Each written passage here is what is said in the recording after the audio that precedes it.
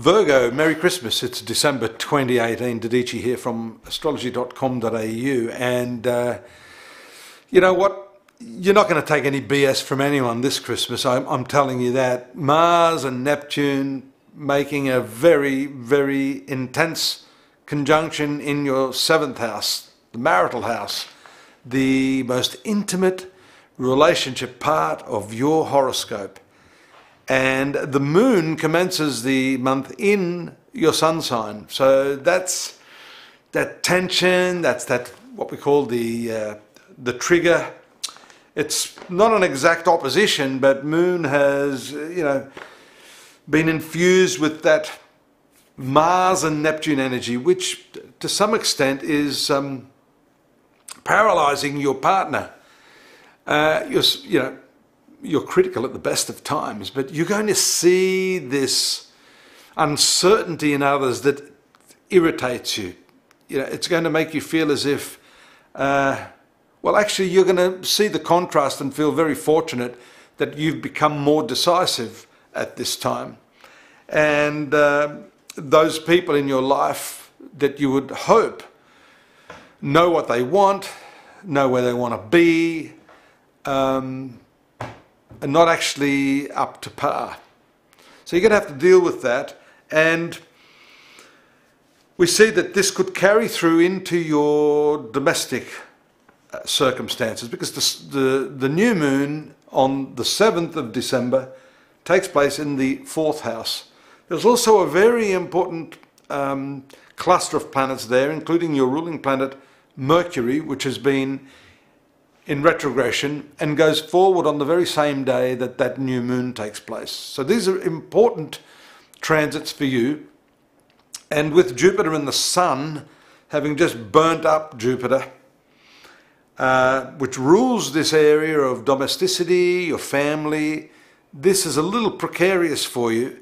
It shows very much that you do not want to be burdened with the indecisions, the problems, the BS of other people, and you are likely to turn over a new leaf in this area. You're likely to eliminate a lot of stuff right as the month begins. So that's the first week of December.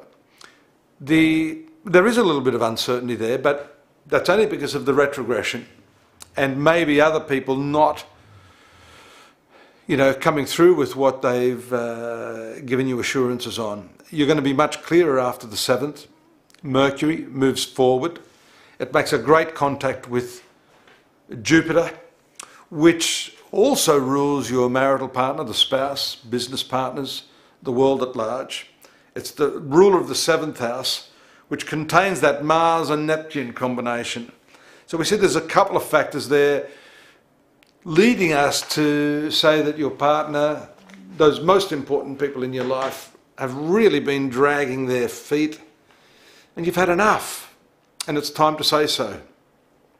Often you may just quietly, nurse that dissatisfaction, but now as that new moon takes place, you're going to be talking all about it. You're going to say what you feel.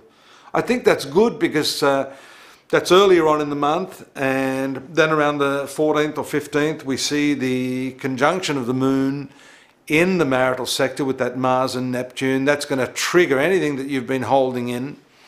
The new moon shows that you're ready to talk about it, you're ready to change your perspective, you're ready to make the demand, but around the 15th is when you're likely to enter into combat, if I could call it that. I think it is combat because the Moon Mars, it could be the other person that wants to go into combat, and you maybe decide you're going to take a different tack on this. You're going to react a little more unexpectedly. That is also shown by the opposition of Venus and Uranus in your 2nd house of finance. So there's a whole other area there where money is set to take a turn.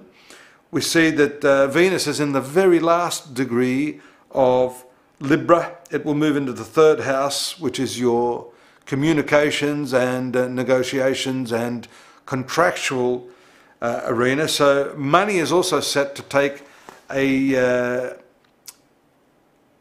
big shift, and that's also happening right at the outset of the month. Take a bit of time to pick up steam, but so you can see all of this stuff is really heading to big changes for you in your life. And then we see the full moon in the sign of Cancer on the 22nd. This is lovely for friendships. So let's just pull back a couple of days before Christmas. We see you socializing and making that emotional connection with new people. This is also a very important transit for connections with siblings. Generally, astrologers look at the third house. We've mentioned that there's a trigger there by Venus moving into the third house, but this 11th house is much nicer. It has to do with elder siblings, if you have any. Siblings generally too can come under the jurisdiction of this 11th house, but the full moon ruling the siblings is a very nice emotional connection with those people. Incidentally, just in concluding on your reading, Virgo, the 11th house brings with it some fulfillment in your life. It may be an emotional fulfillment, it can be a financial fulfillment. The 11th house is also the house of profits. So I see this last part of the month, Christmas itself, being very much associated with the wish-fulfilling component of life. Something you've dreamed of can come true right now, and that's what a great Christmas gift that is. Along with that, I'd like to offer you my Christmas gift, which is at astrology.com.au, the full yearly forecast for your star sign there, covering all sorts of areas in your life for the coming 12 months. I welcome you to take a look at that. It's on the house. And I do also look forward to seeing your company in the new year. And thank you for your ongoing support here at astrology.com.au and tuning in to listen to my many words. Take care now. Bye-bye.